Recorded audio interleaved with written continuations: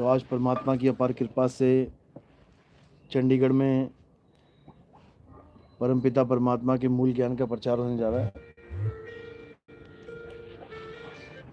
बहुत बड़े भाग होते हैं उन जीवों के जो अपने पूरे जीवन काल में एक बार भी इस मूल ज्ञान को सुन पाते हैं। उससे भी बड़े भाग होते हैं उन जीवों के जो इस ज्ञान को थोड़ा सा भी समझ पाते हैं। क्योंकि सुनना आसान है, बैठे बैठे सुन लिया, 1-2 घंटा सत्संग, आए बैठे सुन लिया, लेकिन इसको समझना बहुत मुश्किल है। ये केवल उसी की समझ में आता है जिस पर मालिक की कृपा हो, बंदी छोड़ की दया हो, वरना कोई कितना ही जोर लगा ले, ये ज्ञान किसी के समझ में नहीं आ सकता। बड़े बड़े ऋषि मुनि, पीर पैगंबर, औलिया इस ज्ञान को समझ नहीं पाए और अपना जीवन जंतर मंतर,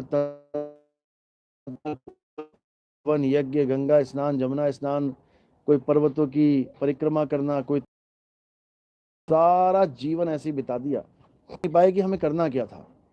लेकिन मालिक की अपार कृपा होती है, बंदी छोड़ की दया होती है, तब जाके हमारे जीवन में सत्संग आता है। सत्संग को ऐसा समझ लेना कि सत्संग एक लेक्चर है, कोई आया सत्संग करके चला गया। ये बहुत बड़े भाग होते हैं अपने जीवन में, यानी जन्मों जन्मों की भटकना, जन्मों जन्मों के जितने भी ये चक्र हैं, ये 84 के चक्र, ये सब एक सत्संग से कट सकते हैं। केवल सत्संग ही है जो इसको काट सकता है, अन्यथा कोई पूजा, कोई पाठ, कोई हवन, कोई यज्ञ, किसी देवी देवताओं की पूजा, किसी भगवान की पूजा, ये 84 नहीं काट सकता। अगर 84 कट जाती तो शंकर जी के पास बैल था, नंदी, वो भगवान के पास बैल बना बैठा है। गणेश जी के पास चूहा, वो बेचारा चूहा बना बैठा है। कृष्ण जी के पास गाय, 84 का जीव है बेचारा। लक्ष्मी के पास उल्लू, 84 में भटक रहा है। भगवानों के पास रहकर भी तुम्हारी 84 नहीं कट सकती भाई, तुम्हें 84 में जाना ही पड़ेगा। सांप बन के लटक जाओगे गले में भोले शंकर के, तो सांप क्या बहुत अच्छी जून है क्या? लठ मारते हैं सांप को लोग। इसलिए देवी देवताओं की शरण में जाकर भी 84 नहीं कटती, और उन्हीं देवी देवताओं की सब ऋषि मुनियों ने, पीर पैगंबर ने भक्तियां करी हैं। लेकिन मालिक की कृपा होती है तब जाके हमारे जीवन में कोई संत आता है जो हमें सत्य का ज्ञान बताता है, जो हमें देवी देवताओं में नहीं उलझाता, बल्कि हमें देवी देवताओं से भी ऊपर का ज्ञान, भगवानों से ऊपर का ज्ञान, आत्म ज्ञान समझाता है। उस आत्मा के बारे में बताता है जो अजर अमर अविनाशी है, जिसका ना तो कभी जन्म होता है ना कभी मरण होता है। उसको कोई काट नहीं सकता, उसको कोई मार नहीं सकता, जला नहीं सकता, उसको कोई फना नहीं कर सकता। जबकि आप देखोगे तो यहाँ पर अवतारों के भी, जो भगवान के अवतार कहलाए, वो भी नाशवान शरीर लेके आए, उनके भी शरीर का नाशवान हो गया। कृष्ण जी के पैर में तीर लग गया, शरीर का नाश हो गया। राम जी जल में समाधि ले गए, पानी में, शरीर का नाश हो गया, यानी उनका भी शरीर नहीं बचता है। नरसिंह अवतार, हिरण्यकश्यप मारने के बाद शिव जी के द्वारा मारा गया, सबकी मृत्यु हुई है। लेकिन एक ऐसी आत्मा ही है जिसकी ना तो कभी जन्म होता है ना कभी मृत्यु। तो आज उस आत्मा के बारे में अच्छे से समझेंगे, जानेंगे, हमारे जीवन का मकसद क्या है उसको पहचानेंगे और अपने जन्म को सफल करेंगे। तो आज का सत्संग शुरू करने से पहले परमात्मा के नाम पे जयकारा लगाएंगे और फिर सत्संग शुरू करेंगे। बोलिए परमपिता परमात्मा की, सदगुरु बंदी छोड़ कबीर साहिब की, सदगुरु मदन पति साहिब की, दीवान जौहर पति साहिब की, सदगुरु राम सेवक साहिब की, सदगुरु वैरागपति साहिब की, सभी संतों की, सभी भक्तों की, आज के आनंद की, सकल हंस को बंदगी, साहेब बंदगी सतनाम। तो कबीर साहब समझा रहे हैं कि जल में मीन प्यासी और मोहे देखत आवे हांसी, आत्म ज्ञान बिना नर भटके, कभी काबा कभी काशी। कि ये जीवन में ये इंसान जब से आया इस दुनिया में, ये तब से भटक ही रहा है। कभी 84 में भटक रहा है, कभी इंसान जन्म मिल गया तो मंदिरों में भटक रहा है, मस्जिदों में भटक रहा है, गुरुद्वारे चर्चों में भटक रहा है। भटक क्यों रहा है? उस परमात्मा को पाने के लिए। परमात्मा को पाने की क्या जरूरत पड़ गई उसको? सब कुछ तो है उसके पास, खा रहा है, पी रहा है, परिवार में आनंद ले रहा है, तो परमात्मा क्यों चाहिए किसी को? कई लोग कहते हैं क्या परमात्मा परमात्मा लगा रखा है। अरे खाओ पियो, काम करो, अपना ऐश करो, जिसने जहां ले जाना है परमात्मा ले जाएगा अपने आप। तुम क्यों उसके पीछे पागल हो रहे हो, तुम उसको ढूंढ रहे हो? कारण क्या है इसका? क्योंकि परमात्मा ने अगर तुम्हें ले ही जाना होता कहीं पे तो अब तक ले गया होता। आज भी तुम यहां पर बैठे भ्रमण कर रहे हो, यात्राएं कर रहे हो भगवान को पाने के लिए, तुम पता नहीं क्या क्या कर रहे हो। आज तक परमात्मा तुम्हारे साथ ही, उसको अंग संगी कहते हैं, वो अंग के संग रहता है, लेकिन फिर भी तुम्हें आज तक वो कभी भी पार नहीं कर पाया। अभी भी यहां बैठे हो तो वो साथ रहता, वो भी तुम्हें पार नहीं कर पा रहा है। कारण क्या है? कारण ये है कि वो तुम्हें तब तक पार नहीं करेगा जब तक तुम पार नहीं होना चाहोगे। कोई आदमी पानी में डूब रहा है तो उसको हम कैसे निकालेंगे? जब वो हाथ ऊपर उठा के कहेगा बचाओ बचाओ, तब तो उसको कोई निकाले। तो घुसे ही पानी में गया वो, उसको कौन कौन निकालेगा? उसको वो खुद ही डूबना चाहता है। तो इसी प्रकार परमात्मा ने क्या नियम बना रखा है कि जो एक कदम मेरी तरफ चलेगा मैं 100 कदम उसकी तरफ आऊंगा। अब वो एक ही कदम ना चल पाए तो परमात्मा 100 कदम क्या करेगा फिर आके? और ना ही वो आएगा। तो वो जो एक कदम है वो और कुछ नहीं है, वो हमारा सही मार्गदर्शन है। अगर हमारा सही मार्गदर्शन कर दिया गुरु ने तो हम वो एक कदम चल लेंगे परमात्मा की तरफ। और अगर हमने एक कदम चल लिया परमात्मा की तरफ तो समझ लो कि वो आएगा ही आएगा, वो आना ही है उसने। ये पूर्ण विश्वास संतों ने भी किया और हमें भी कहा कि पूरा विश्वास रखो। कहें कबीर सुनो भाई साधो मैं तो हूं विश्वास में।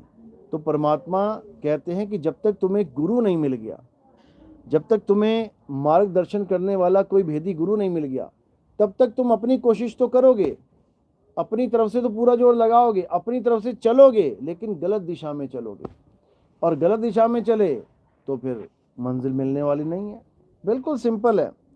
यानी तुम अपनी मर्जी से भी भगवान की भक्ति, परमात्मा की भक्ति कर सकते हो, बिल्कुल कर सकते हो, करते ही आ रहे हो, लेकिन तुम सही भक्ति नहीं कर सकते, सत भक्ति नहीं कर सकते। गुरु का क्या काम है? गुरु तुम्हें जो तुम भक्ति कर रहे हो उसको केवल सुधारता है। वो तुम्हारी जो भक्ति चल रही है उसको केवल सुधारेगा कि बेटा ऐसे नहीं ऐसे करना है, ऐसे नहीं ऐसे करना है। और जब तुम उसकी बात को मान के चलोगे उस रास्ते पे तो 101% तुम्हें परमात्मा मिलेगा, और जीते जी मिलेगा। ये नहीं मरने के बाद मिलेगा। ये मरने के बाद वाला ड्रामा जो भी गुरु रच के बैठा हुआ है वो तुम्हारा शोषण करने में लगा हुआ है। उसको पता है कि अगर मेरी भक्ति से नहीं भी परमात्मा मिला तो ये कह नहीं सकता मुझे जीवन भर कि मुझे परमात्मा क्यों नहीं मिल रहा। क्यों? क्योंकि उसने फंडा ये चला दिया कि मरने के बाद मिलेगा। अब मरने के बाद मिलेगा तो कोई सवाल ही नहीं है फिर मुझे क्यों नहीं मिल रहा है। सवाल तो वो करेगा जिसके गुरु ने ये कह दिया बेटा जीते जी मिलेगा। वो सवाल कर सकता है गुरुजी 4 साल हो गए, 5 साल हो गए, 10 साल हो गए, 20 साल हो गए, 40 साल हो गए, 50 साल हो गए, अभी तक अनुभव क्यों नहीं हो रहा। ये बात वो कर सकता है। वो नहीं कर सकता जिसको पहले ही ये पाठ पढ़ा दिया कि मरने के बाद स्वर्ग मिलेगा, मरने के बाद नरक मिलेगा, मरने के बाद तुम्हें मुक्ति मिलेगी। वो क्या करेगा? उसको तो सीधे गुरु बोलेगा तूने मरना है क्या? मरेगा तब मिलेगा, चल मर जा जाके। मरेगा कोई क्या? नहीं मरेगा। इसीलिए कबीर साहब ने बिल्कुल स्पष्ट बोला, अब हूं मिला तो तब हूं मिलेगा, नहीं तो जमपुर वासी। कहते हैं जीते जी मिलेगा मालिक, जीते जी परमात्मा मिलेगा, तब समझना कि मरने के बाद मिलेगा। और अभी मिला नहीं है और तुम कहो कि मरने के बाद ही मिलेगा तो नहीं मिलेगा। समझ लो, ये मरने के बाद वाला सबसे खतरनाक चक्कर है जो हर धर्म में चल रहा है। मुसलमान कहता है क्या मैं जन्नत को देख सकता हूँ? नहीं बेटा, मरने के बाद दिखेगी। हिंदू कहता है क्या मैं स्वर्ग देख सकता हूँ? नहीं, मरने के बाद जाते हैं स्वर्ग। ईसाई कह रहा मैं हेवन देख सकता हूँ? नहीं, मरने के बाद जाना है वहाँ पे। सिख भाई सचखंड जाना है मैंने, मरने के बाद पहुँचोगे वहाँ पे। अरे जीते जी क्या मिलेगा फिर? जीते जी क्या मिलेगा? कबीर साहब के जो मिलेगा जीते जी मिलेगा। कबीर साहब मरने के बाद किसी स्वर्ग नरक में जाने का, किसी अलख लोक, अगम लोक, अनामी लोक, सतलोक, अकह लोक में जाने का भरम नहीं फैलाते। वो क्या कहते हैं? अज्ञानी को स्वर्ग नरक है, हरि जाने को नाही, और जिस भव से सब लोग डरत हैं, सो भय हमरे नाही। कह रहे ये मरने के बाद वाला चक्कर हमारा नहीं है भाई, ये अज्ञानियों ने चक्कर फैला रखा है, ये इन धर्म के ठेकेदारों ने ये चक्कर में डाल रखा है तुम्हें कि मरने के बाद ही सब कुछ मिलेगा। मरने के बाद धक्के मिलेंगे, सूक्ष्म शरीर मिलेंगे मरने के बाद, और उन सूक्ष्म शरीरों को फिर स्वर्ग और नरक में भ्रमण करवाया जाएगा। अच्छे काम किए हैं तो जैसे सपने में लॉटरी लग गई, सपने में तुमने बढ़िया महल में खा लिया पी लिया, सपने में तुम्हें अच्छे अच्छे साथी मिल गए, अच्छी अच्छी लड़कियां मिल गई, लड़कियों को लड़के मिल गए, ये सपने के जो भोग हैं, ऐसे ही स्वर्ग के भोग समझो। सूक्ष्म शरीरों में भोग भुगवाए जाते हैं। कैसे? इन्हीं सूक्ष्म शरीरों के द्वारा। स्वर्ग और नरक में सूक्ष्म शरीर जाते हैं, ये नहीं जाएगा, ये तो जला देंगे तुम्हारा यहीं पे, ये दफना देंगे। तो वहां कौन जाएगा? सूक्ष्म शरीर जाएगा। जैसे तुम सपने में जाते हो, सपने में तुम्हें आनंद भी आता है, सपने में तुम्हें भूख भी लगती है, सपने में तुम्हें प्यास भी लगती है, सपने में तुम डरते भी हो, रोते भी हो, चीखते चिल्लाते भी हो, हर वो काम करते हो जो यहाँ पर कर रहे हो। इसी प्रकार उस स्वर्ग में तुम्हें जितने भी अच्छा अनुभव है वो वाला पार्ट स्वर्ग का है, और जितना भी बुरा अनुभव है सपने में वो सारा पार्ट नरक का है। और भोगेगा कौन? ये सूक्ष्म शरीर ही भोगेगा। स्थूल शरीर को जला दिया जाएगा, दफना दिया जाएगा, और सूक्ष्म शरीर को भ्रमण पे चला देंगे, यमदूत आएंगे पकड़ के ले जाएंगे। अब इन दोनों में ही ये जीव भ्रमता हुआ बंधन में रहता है, स्थूल में भी सूक्ष्म में भी।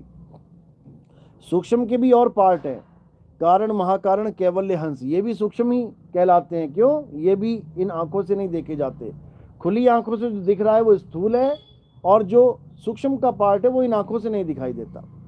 यानी अब किसी भी शरीर में जाने की जरूरत नहीं है, ना स्थूल में, ना सूक्ष्म में, ना कारण में, ना महाकारण, ना कैवल्य, ना हंस।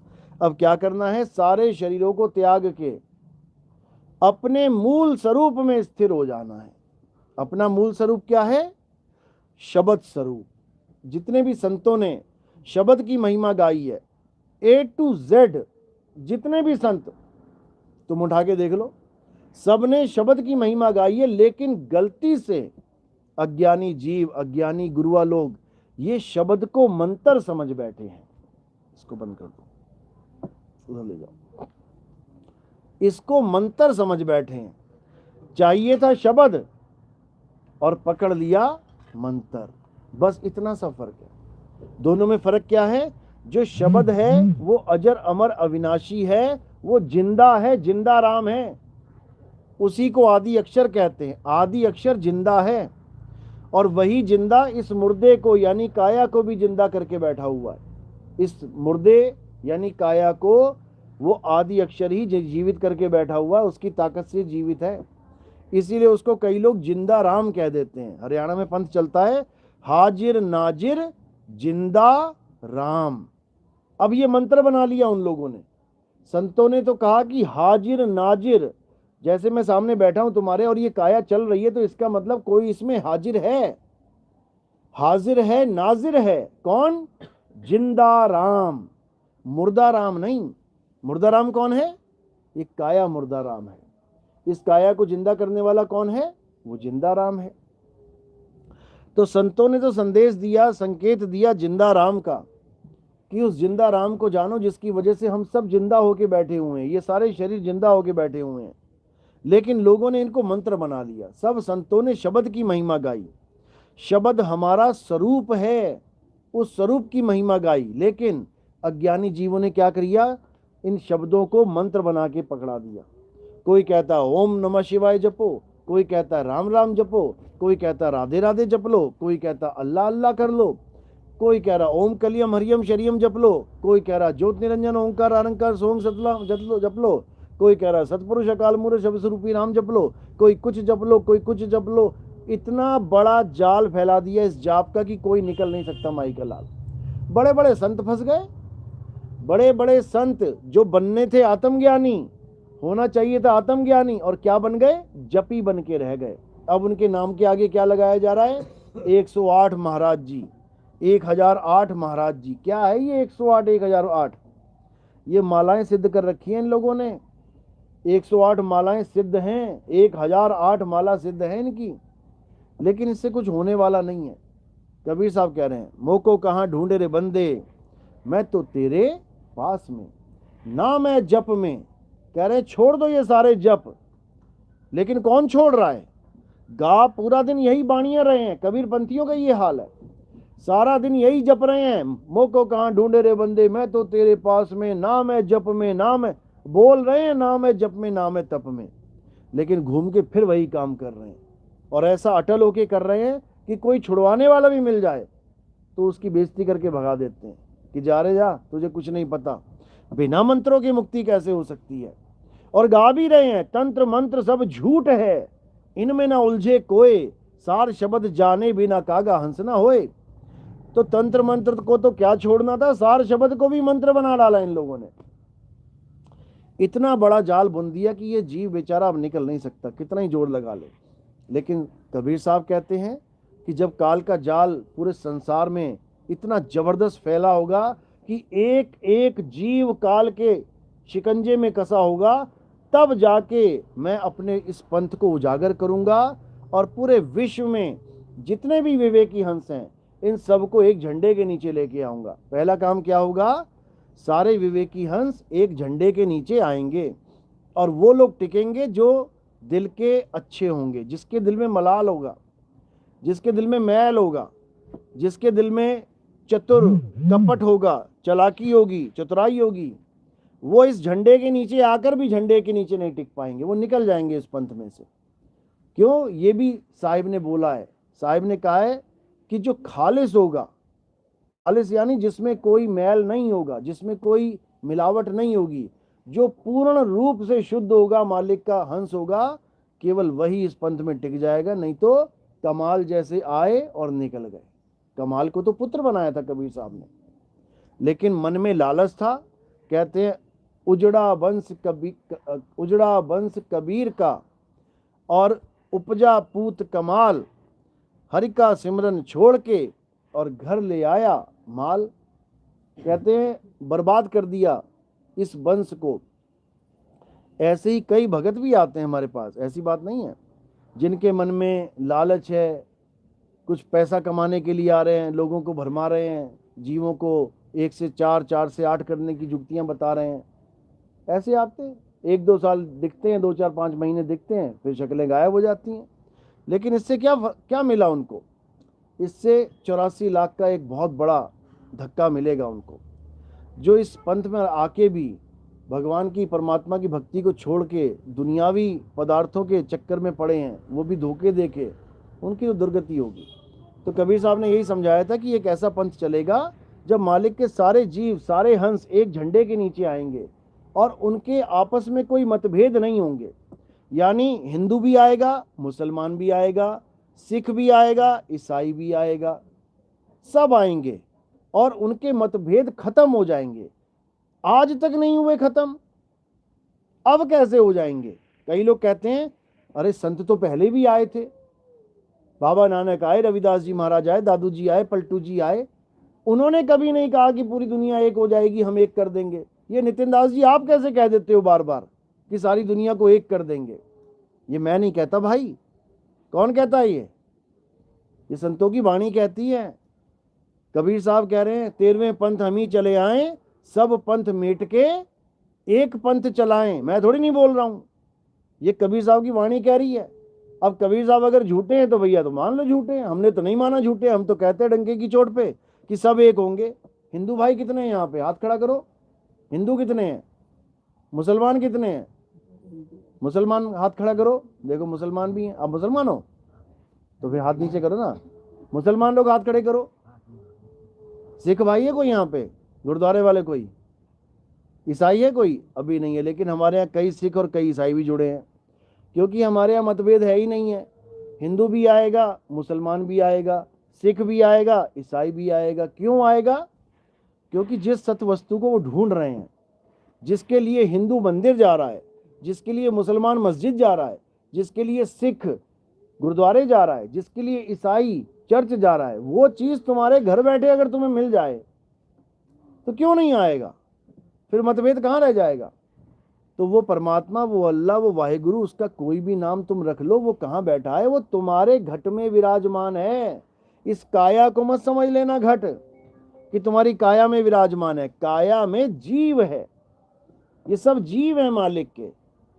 और जो परमात्मा है वो काया से न्यारा है, वो आत्म घट में विराजमान है।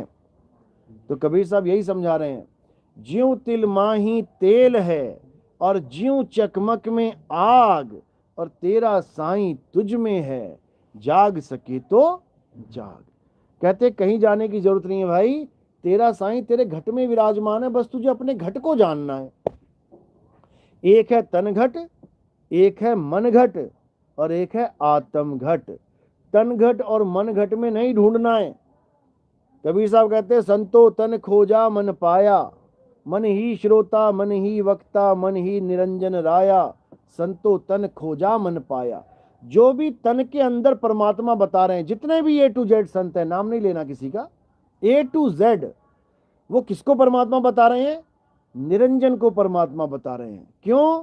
क्योंकि इस काया में निरंजन विराजमान है, इस काया में काल भगवान विराजमान है। काल भगवान ही अलख निरंजन है, उसी को ज्योति निरंजन कहते हैं।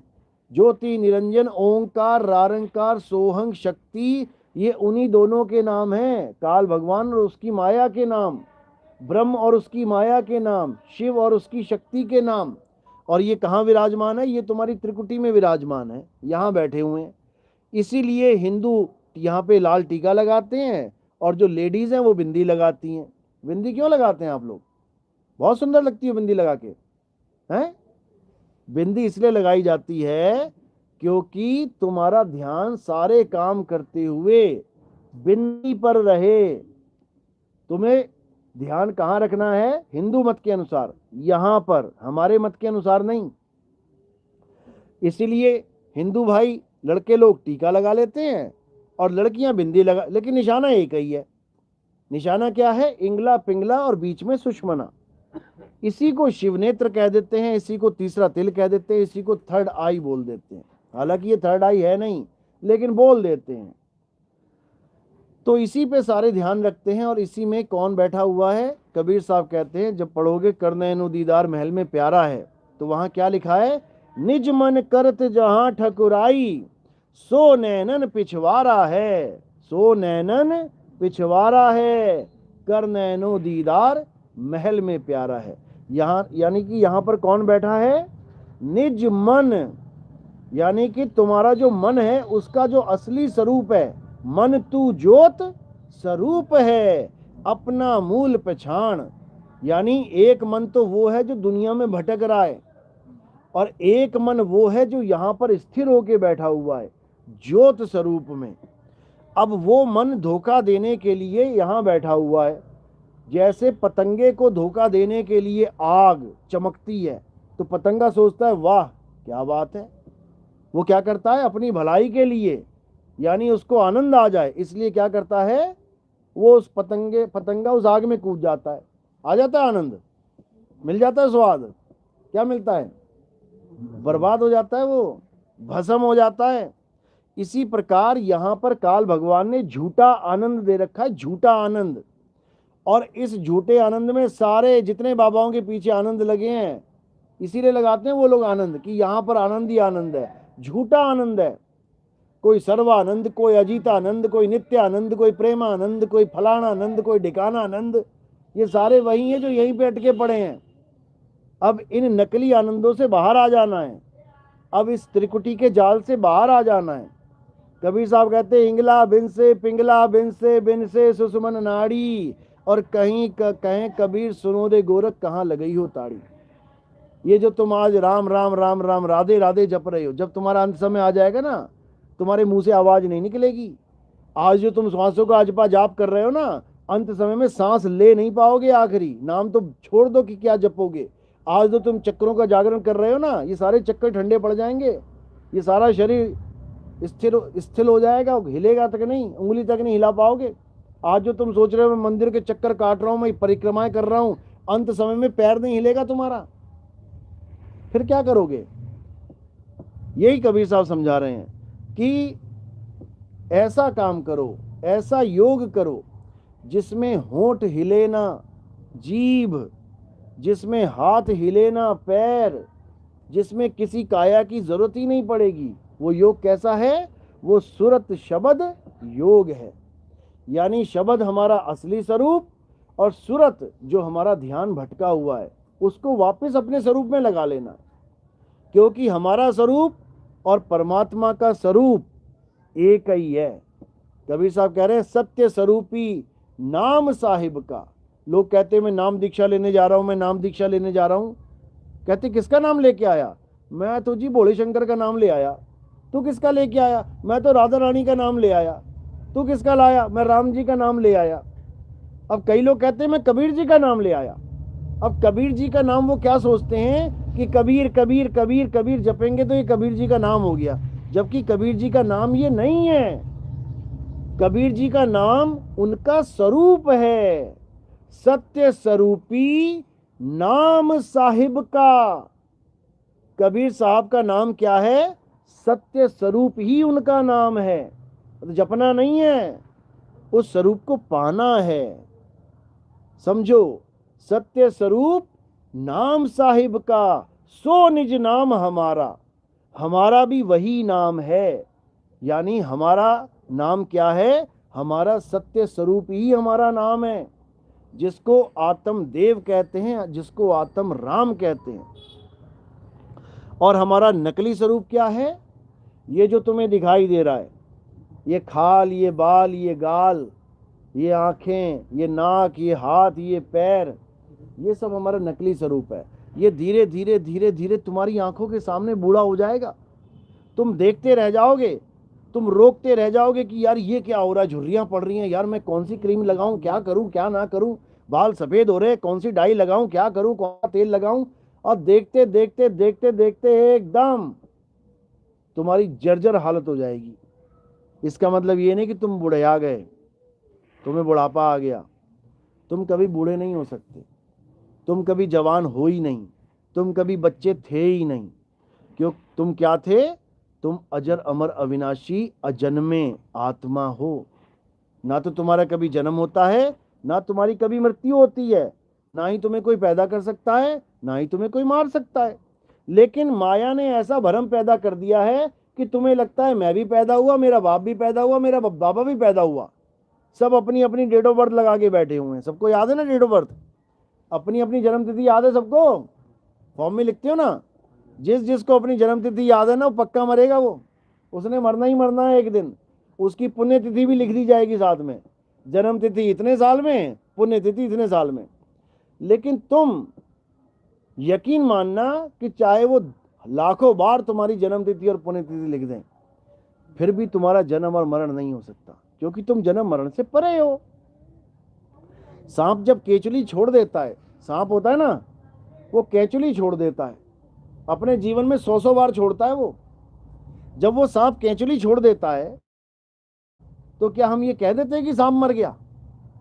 कभी नहीं कहते। इसी प्रकार के जितने सांप बैठे हैं ना, ये सब केचुली छोड़ के जाएंगे यहाँ पे। और लोग केचुली देख के कहते हैं अरे मेरा बाप मर गया, अरे मेरी माँ मर गई, मेरा बेटा मर। कोई नहीं मरा।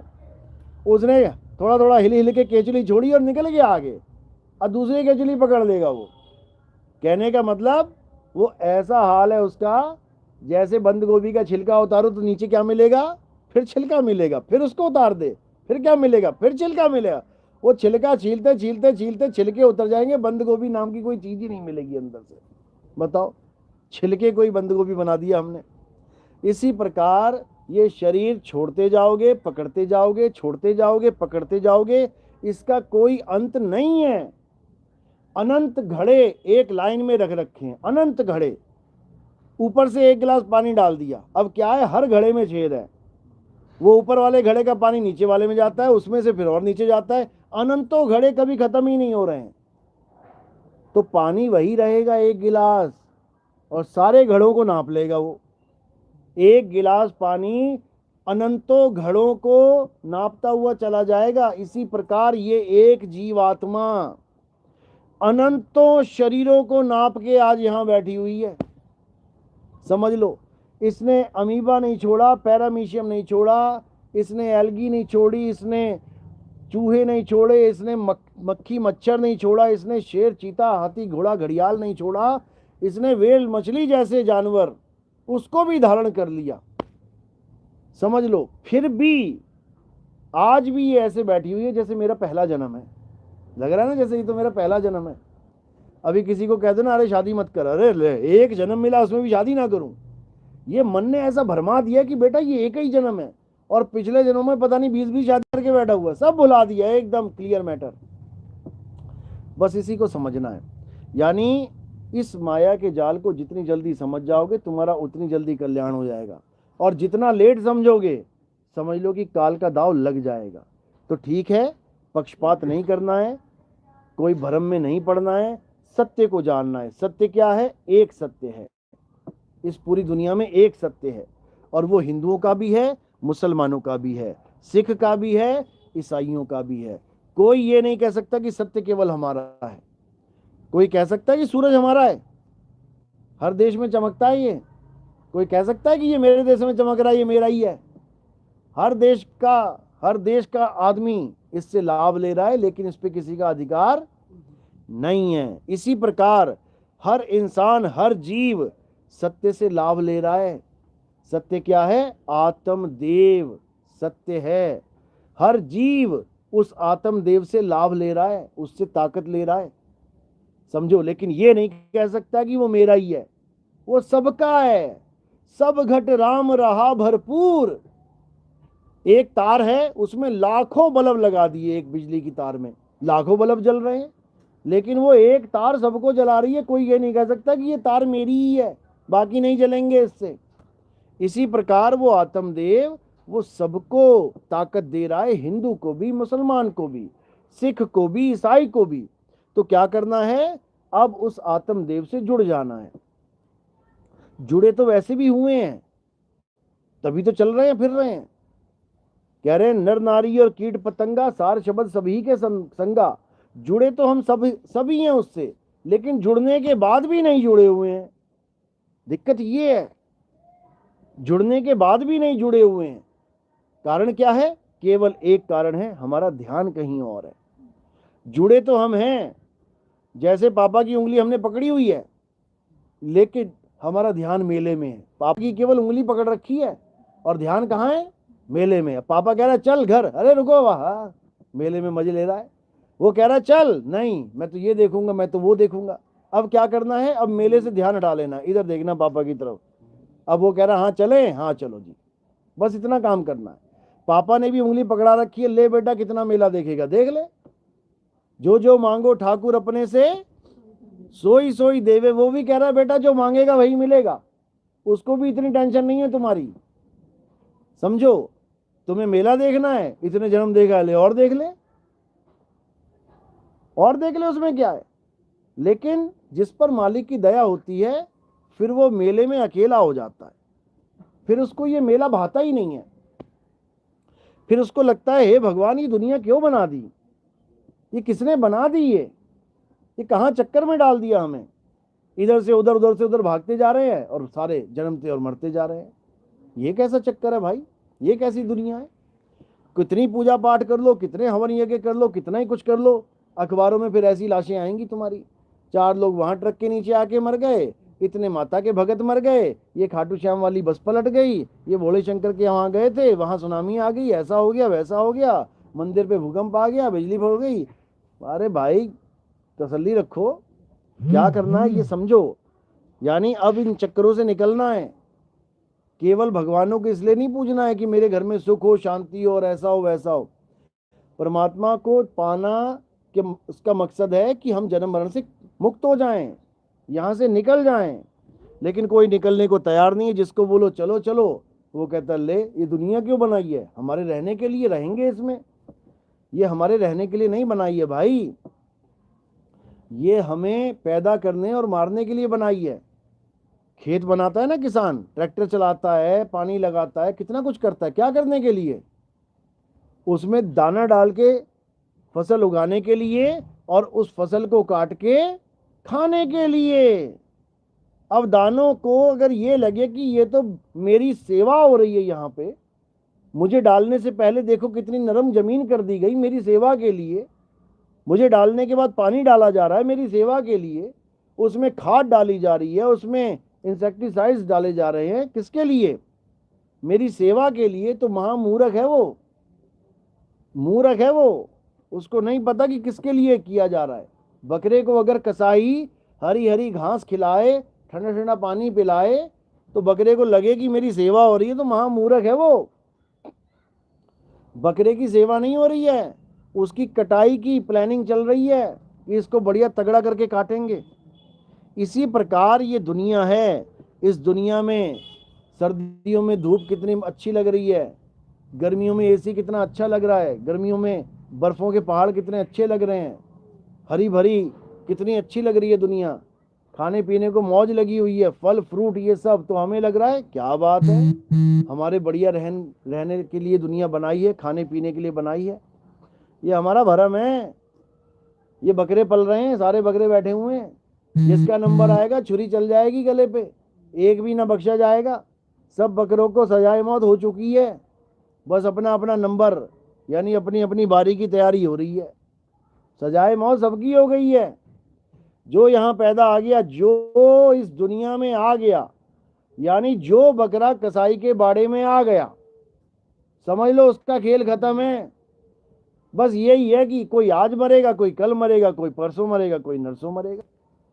इसी प्रकार इस दुनिया में हम जितने भी लोग बैठे हुए हैं, ये केवल और केवल अपने दिन गिन रहे हैं, इससे ज्यादा कुछ नहीं है। अब हाँ थोड़े लेट है, महीने बाद मरना है, चलो 30 दिन यार मौज ही कर लेते हैं। बकरा कह रहा अच्छा अभी है मुझे 1 साल जीने में, चल यार बच्चे ही पैदा कर लेते हैं, 2-4 बच्चे पैदा कर लिए, बना ली फैमिली। लेकिन मरने के लिए, जीवन और मृत्यु के बीच में जितना भी टाइम है, हम उस टाइम पास को हम अपने मजे के लिए यूज कर रहे हैं। जबकि वो टाइम हमने कहाँ यूज करना है? यहां से भागने के लिए। वो टाइम हमें दिया गया है जन्म और मरण के बीच का, भागने के लिए। कबीर साहब समझा रहे हैं, भाग भाग रे फकीर के बाल के, कनक और कामिनी से शेर लागा, फाड़ के खाएगा खड़ा चिल्लाएगा।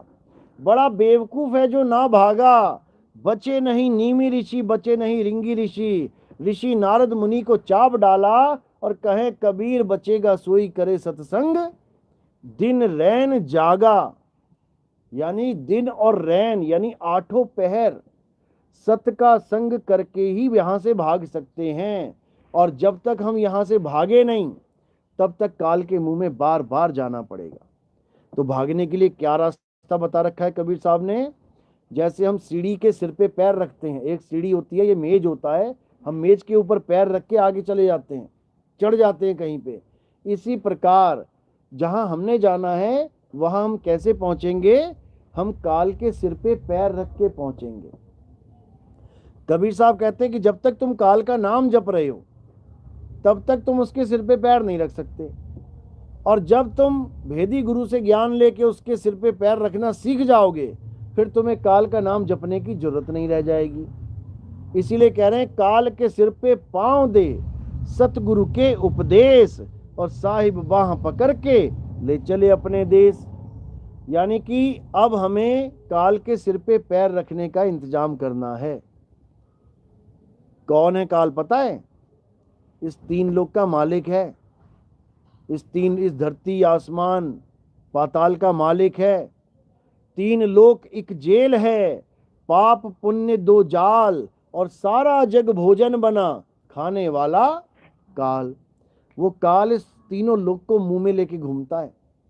सोचो, वो जो पूरी दुनिया का मालिक है, उसके सिर पे पैर रख के जाना है आपने, तो आपको क्या बनना पड़ेगा? सोचो, एक कुत्ते के सिर पे पैर नहीं रख सकते आप। इंसान बन के कुत्ते के सिर पे पैर रखोगे तो क्या कर देगा? वो काट लेगा, इंजेक्शन लगवाएगा तुम्हारे। यानी एक कुत्ता भी अपने सिर पे पैर नहीं रखवा सकता इंसान से। तो सोचो, वो 3 लोग का मालिक कैसे रखवा लेगा एक इंसान से? आप इंसान बन के उसके सिर पे पैर नहीं रख सकते। क्या बन के रखोगे? क्या बनना पड़ेगा आपको? आपको शब्द होना पड़ेगा। शब्द हमारा तू शब्द का, सुन मत जा सरक, और जो चाहे निज रूप को शब्द ही ले परख। यानी तुम्हें शब्द होना पड़ेगा, शब्द से वो काल भगवान डरता है। सार शब्द आए जेहि विधि हाथा, तेहि विधि काल नवावे माथा। माथा यानी सिर, वो तुम्हारे आगे सिर झुका देगा और तुम शब्द स्वरूप हो जाओगे तो उसके सिर के ऊपर पैर रख दोगे। और शब्द स्वरूप ही नहीं हो पाए तो भूल जाना कि काल के सिर पे पैर रखोगे, मारेगा दौड़ा दौड़ा के तुम्हें। तो अब क्या करना है, अब हमने शब्द रूप हो जाना है। कैसे होंगे? अरे सुरत समाए शब्द में, और वाको काल ना खाए, जाप मरे अजपा मरे, अनहद भी मर जाए। ये जाप देने वाले जितने भी गुरु हैं, राधे राधे राधे जपले, राम राम जपले, अल्लाह अल्लाह जपले, वाहेगुरु जपले, कबीर कबीर जपले, ये सब तुम्हें बर्बाद करने के लिए बैठे हुए हैं। तुम्हारी बर्बादी का कारण है ये नाम जाप। अगर किसी को परमात्मा नहीं मिल रहा है तो कारण क्या है? नाम जाप। क्योंकि सतयुग में नाम जपा, त्रेता में नाम जपा, द्वापर में नाम जपा तो मुक्ति हो जानी चाहिए थी। आज क्यों बैठे हुए हैं यहाँ पे? और अगर कलयुग में भी नाम जपा तो वापस आने की तैयारी करो। कलयुग में कोई नाम नहीं जपना है। कलयुग में किस नाम की महिमा है उसको समझ लो। गुरबाणी में आता है, अब कलु आयो रे, एक नाम बोवो बोवो। यानी अब कलयुग आ गया, अब नाम का बीज डाल दो। तो सतयुग द्वापर त्रेता में कौन से बीज डाल रहे थे हम? कहते हैं कलयुग में एक नाम आधारा, और सिमर सिमर नर उतरो पारा। तो फिर सतयुग त्रेता द्वापर में कौन सा नाम जप रहे थे हम? जो आज कलयुग में नाम आधार है, तो तब कौन सा आधार था? अरे बड़े बड़े राक्षसों तक नाम जपिए, नाम जपे उन्होंने, ओम नमः शिवाय, ओम नमः शिवाय। शंकर जी को प्रकट होना पड़ गया, उन्होंने ओम ब्रह्मा किया, ब्रह्मा जी को प्रकट होना पड़ गया। वरदान दिए, दिए कि नहीं दिए? दिए। इसका मतलब नाम जपा गया है सतयुग द्वापर त्रेता में। तो फिर आज किस नाम की महिमा गाई जा रही है? अब इन दोनों नामों में फर्क है। वो नाम जपने में आते हैं और ये नाम सिमरन में आता है। जपना और सिमरन करना, इसमें जमीन आसमान का अंतर है। जपना किससे किया जाता है? इस जीव से, कंठ से, मुख से। और सिमरन किससे किया जाता है? सुरत से। दोनों में जमीन आसमान का अंतर है।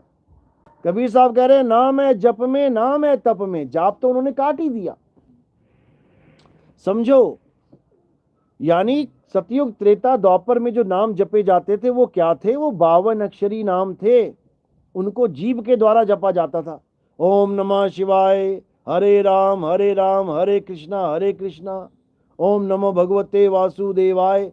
ये सारे नाम अक्षर हैं। इन नामों को तोड़ोगे, संधि विच्छेद करोगे, अक्षर ही अक्षर निकल आएंगे तुम्हारे आगे।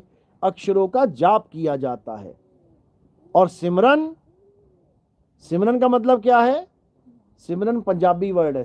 सिमरन ये आया कहां से? संस्कृत के शब्द स्मरण से। आधा सा मरण, स्मरण, इसी को पंजाबी में बोल दिया सिमरण। तो ये स्मरण का मतलब क्या होता है? स्मरण का मतलब होता है याद करना, जाप करना नहीं। स्मरण का मतलब होता है, या कहते हैं इसकी स्मरण शक्ति बहुत तेज है। मतलब ये बहुत जल्दी जाप कर सकता है। क्या मतलब है स्मरण शक्ति का? यानी इसकी स्मरण शक्ति बहुत तेज है, यानी इसकी याददाश्त बहुत तेज है। ये नहीं कि वो तेज तेज नाम जप सकता है।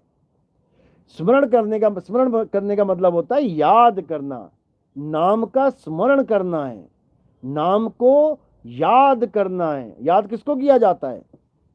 याद किसी वस्तु को किया जाता है, किसी इंसान को किया। मैं अपनी माँ को याद कर रहा हूँ, मैं अपने पिता को याद कर रहा हूँ, मैं दादाजी को याद कर रहा हूँ, मैं चाचा जी को याद कर रहा हूँ, मैं अपने गुरु जी को याद कर रहा हूँ।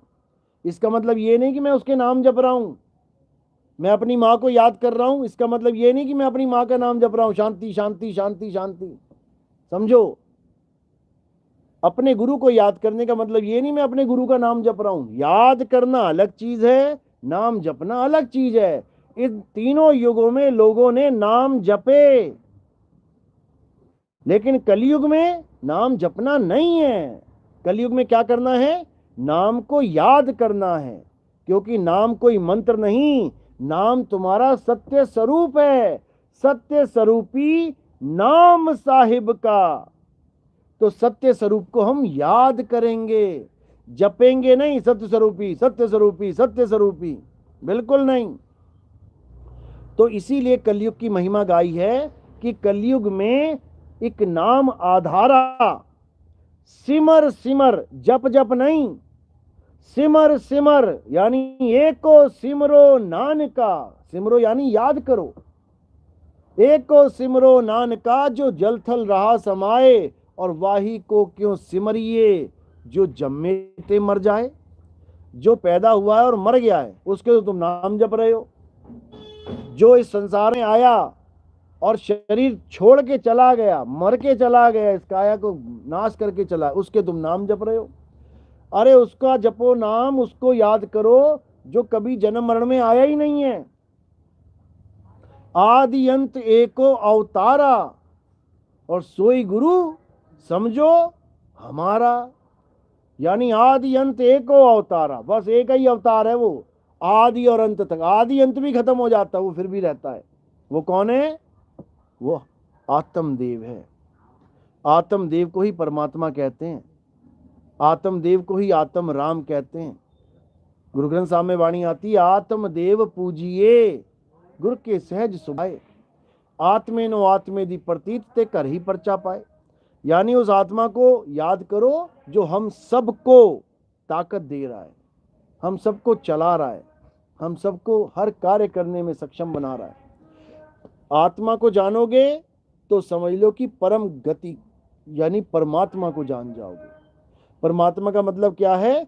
यही आत्मा जब परम अवस्था में आ जाती है तो परमात्मा कहलाती है, और यही आत्मा जब जीवावस्था में आ जाती है तो जीवात्मा कहलाती है।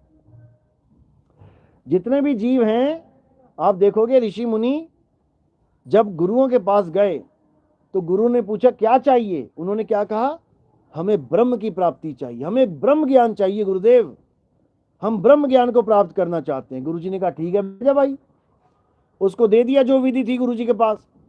करते करते करते करते करते जब उसको प्राप्ति हुई तब उसने ये नहीं बोला कि गुरुजी मुझे ब्रह्म की प्राप्ति हो गई, उसने बोला अहम ब्रह्मस्मि, मैं ही ब्रह्म हो गया।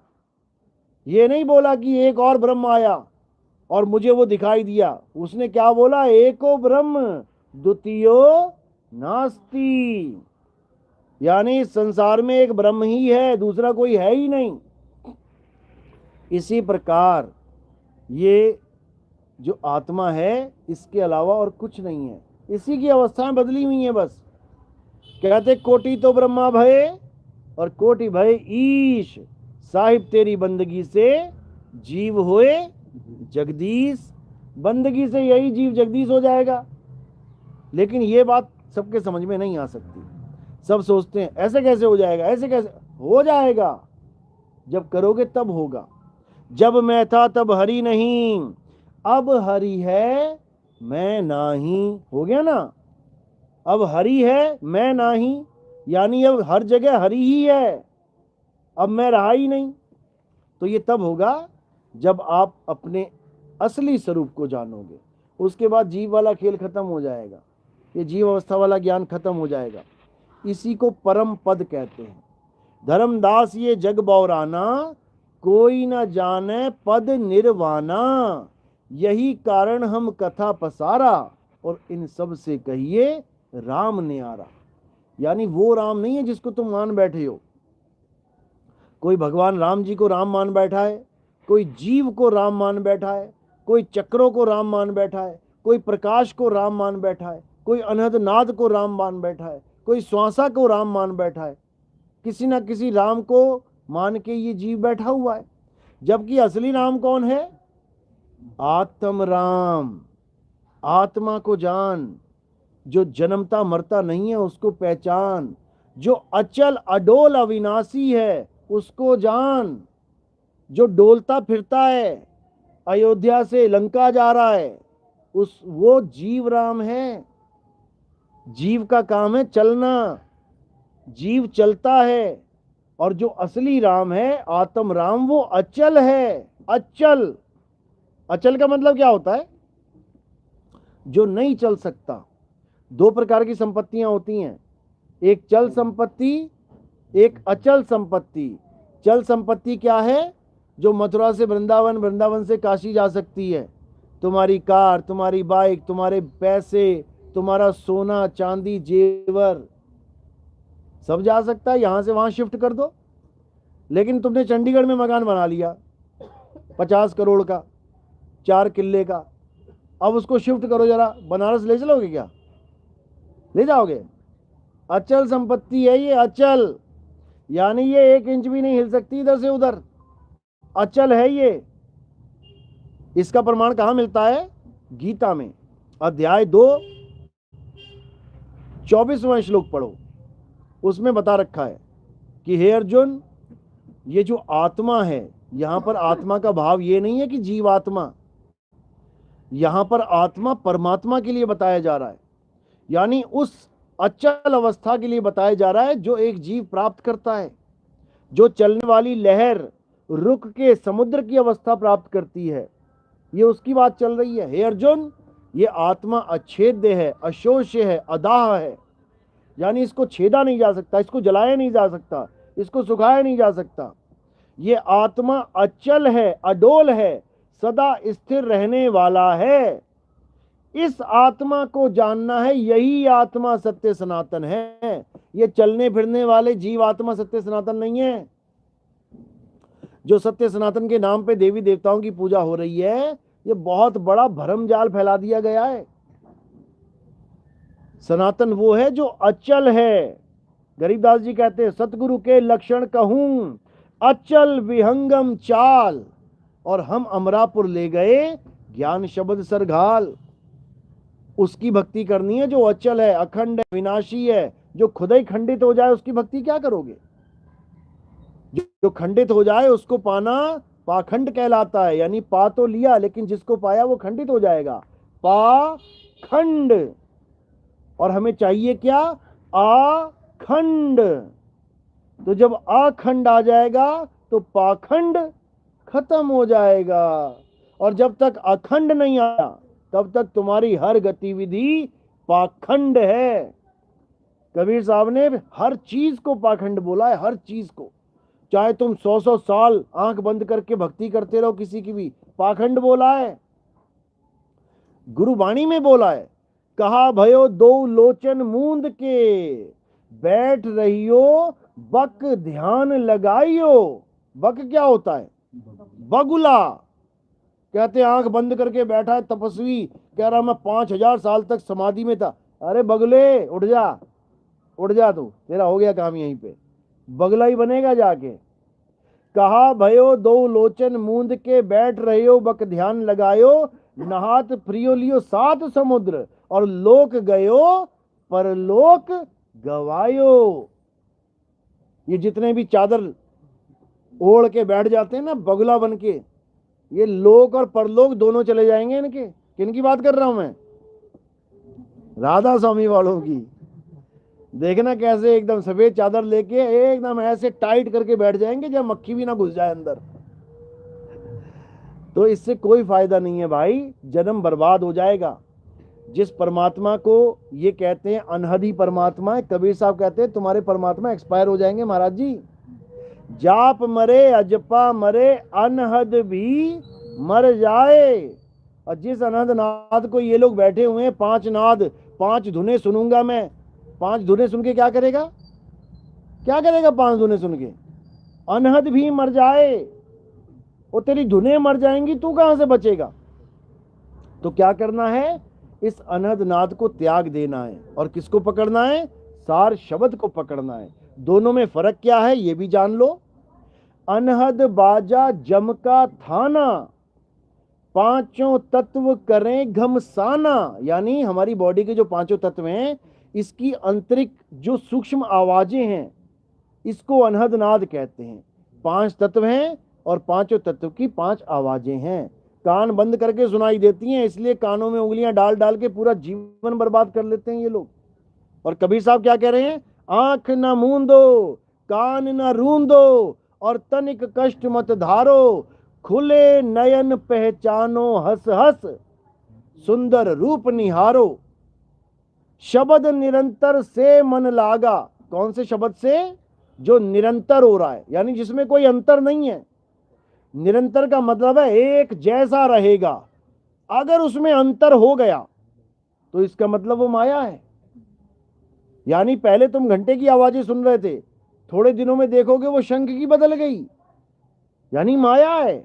थोड़े दिनों में वो शंख बदल जाएगा, बीणा की बदल गई, माया है। फिर बीणा बांसुरी में बदल जाएगी, माया है। इसी माया में बड़े बड़े ऋषि मुनि, इन्हीं 5 शब्दों में बड़े बड़े ऋषि मुनि मारे गए। क्या कहते हैं? साधु सिद्ध त्रिदेव आदि सब इन 5 शब्द में अटके और मुद्रा साध रहे घट भीतर, फिर औंधे मुंह लटके। अब बताओ और क्या बताए बंदा, क्या समझाए, किसको समझाए? और यानी इतना बुरा हाल हो जाएगा, फिर औंधे मुंह लटक जाओगे। फिर औंधे मुंह लटकने का मतलब ये नहीं कि इंसान जन्म में आ जाओगे दोबारा। औंधे मुंह का मतलब है 84 की टिकट कट जाएगी, तुम्हारी हालत खराब हो जाएगी। इसलिए क्या करना है, दोनों में फर्क समझ लो। अनहद बाजा जम का थाना, पांचों तत्व करे घमसाना। अनहद बाजा विधि विधि बाजे, ये अलग अलग तरह से बजेगी। लेकिन जो परमात्मा का असली शब्द है, सार शब्द न्यारी धुन गाजे, वो धुन ही अलग है बिल्कुल। वो एक रस अखंड अविनाशी है, वो खंडित नहीं होती कभी, वो बदलती नहीं है। नाम अखंड और सब खंडा, सार शब्द गर्जे बरमंडा। यानी वो सार शब्द ऐसी आवाज है जो कभी बंद नहीं होती, जो 24 घंटे एक रस चलती है। उसी सार शब्द को परमात्मा कहते हैं। एक रांझड़ी वाले बाबा जी हैं, उनकी किताब है, उसमें क्या लिखा है, उसका टाइटल सार शब्द सतपुरुष कहाया। अब लिख तो दिया बाबा जी ने, बहुत बढ़िया, क्योंकि ये रियलिटी है, ये असलियत है कि परमात्मा कौन है। सार शब्द ही परमात्मा है। लेकिन बाबा जी सार शब्द कान में देते हैं फूक मार के।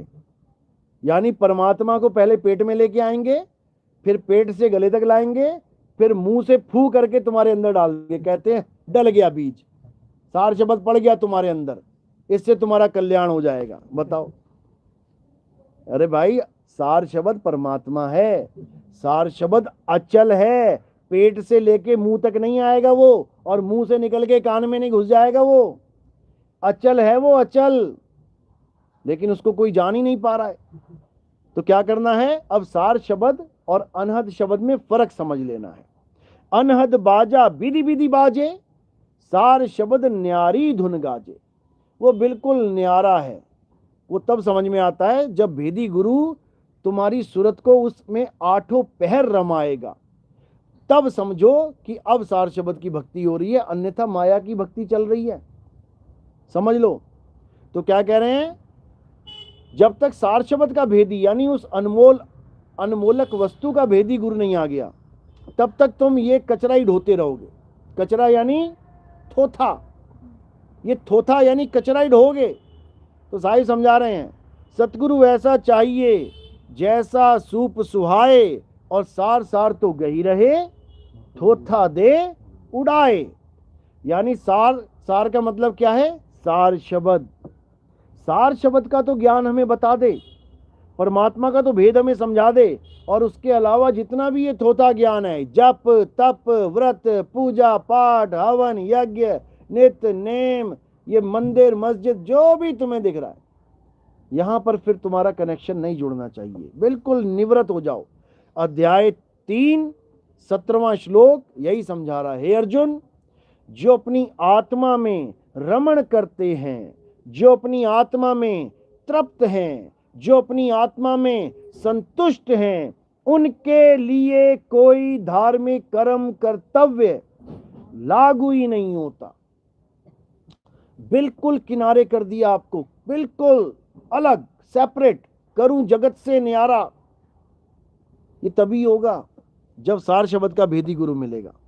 तो सार शब्द क्या है, सार शब्द हमारा सत्य स्वरूप है। सार शब्द क्या है? सतनाम ही सार शब्द है। सत्य नाम है सार, बूझो संत विवेक करी, उतरो भवजल पार, सतगुरु का उपदेश यही। सतगुरु का उपदेश केवल एक है, क्या है? सतनाम बताना। सतनाम बताना वही काम है सतगुरु का। और ये मंत्र जंतर देना नहीं कि राधे राधे जप ले, राम राम जप ले, श्याम श्याम, ये तो बिना गुरु के भी जप सकते हो, बिना गुरु के भी ज्ञान है तुम्हें, लेकिन सार शब्द का ज्ञान बिना गुरु के नहीं हो सकता।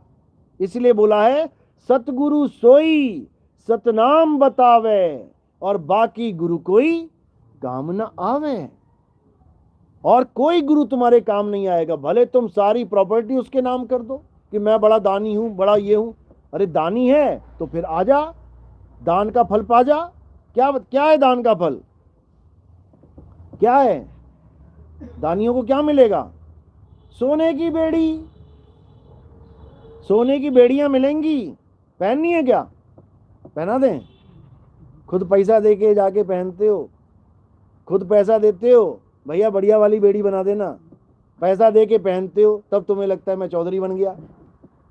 और लोहे वाली बेड़ी से बचते हो, अरे भैया कहीं लोहे की बेड़ी ना पहना दे कोई। अरे पाप पुण्य ये दोनों बेड़ी, और एक लोहे एक कंचन केरी, पाप और पुण्य ये दोनों बेड़ियां हैं। इन दोनों से न्यारे होना है। पाप और पुण्य, सुख और दुख, दोनों से न्यारा होना है। अरे सुख दुख से कोई परे परम पद, सो पद है सुखदाई। असली सुख वो है जब तुम्हें सुख और दुख तुम्हें भरमा ना सके, तुम्हें परेशान ना कर सके। सुख में तुम सुखी ना रहो और दुख में तुम दुखी ना रहो, तब तुम समता भाव को प्राप्त हो जाओगे, एक रस में आ जाओगे। कह रहे गल्ली जोग न होई, एक दृष्टि से समसर जाने, जोगी कहिए सोई, गल्ली जोग ना हुई। ये बातों से नहीं होता है कि बातों से कोई जोगी बन गया है। बड़े बड़े बाबा थोड़ा सा नुकसान हो जाते हैं, फांसियां खा खा के मर जाते हैं, आश्रमों के नाम पे लड़ लड़ के मर जाते हैं, जहर पिला देते हैं एक दूसरे को, समझो। लेकिन जो समदृष्टि होता है वो एक रस होता है। राजा जनक के पास जब सुखदेव ऋषि आया तो राजा जनक को बोला कि तू तो ग्रस्त है और मैं बैरागी त्यागी हूं, तू मुझे क्या ज्ञान देगा? वो कहते भाई कोई बात नहीं, बैठ यहां पे। तो वो जिस झोपड़ी में उसको रोका गया था, उस झोपड़ी में सारा सामान था उसका, तो आके महल में बैठ गया वो। तो जनक जी ने इशारा किया था पहले ही कि आग लगा देना उसकी झोपड़ी में, और महल में भी आग लगा देना। तो जब झोपड़ी में आग लगाई तो महल में भी आग लगा दी। तो झोपड़ी वाला बंदा जो वहां पे दरबान था भागा आया, कहता है आपका सामान, आपकी झोपड़ी जल रही है। तो वो उसके पहले महल में आग लगाते हैं। तो जब महल में आग लग रहा होता है तब राजा जनक आराम से बैठा होता है, उसको कोई चिंता ही नहीं होती है। तो वो देख रहा होता है कि पूरे महल में आग लग रही है, राजा जनक को कोई दिक्कत ही नहीं आ रही है। क्या दिक्कत है, क्या प्रॉब्लम है, उसको समझ में नहीं आता। इतने में खबर आती है कि तेरी झोपड़ी में भी आग लग गई है और तेरा सामान जल रहा है। तो वो उठ के भागने लग जाता है कि मैं अपना सामान बचाऊं। तो राजा जनक कहता है बैठ जा भाई यहीं पे, क्या दिक्कत है। साधु वो होता है जो एक रस में रहता है, यानी उसको इससे फर्क नहीं पड़ता क्या हो रहा है क्या नहीं, दृष्टा भाव में रहता है। यानी तू साधु होकर भी, तू विरक्त होकर भी तू माया को त्याग नहीं पा रहा है। जल रही है, जलने दे, जिसकी थी ले जाएगा वो, क्या तू गर्भ से लेके आया था।